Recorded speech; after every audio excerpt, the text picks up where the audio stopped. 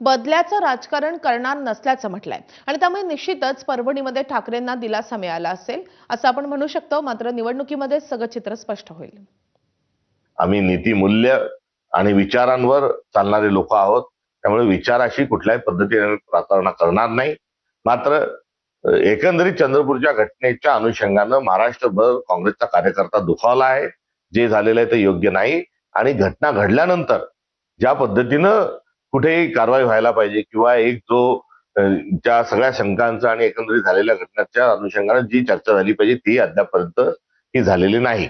वंचितचे दोन्ही मतदान काँग्रेसला व्हायला पाहिजे होते, किंबहुना भाजपला पोषक त्यांनी राहता कामा नये। उभाटा या संदर्भामध्ये उलटे आमच्यावर आरोप करत आहेत, हे आम्ही अजिबात खपून घेणार नाही। यानंतर बुलेटिनमध्ये आपण घेणार आहोत महत्त्वाच्या घडामोडींचा आढावा मॉर्निंग प्राईम टाइम मधून।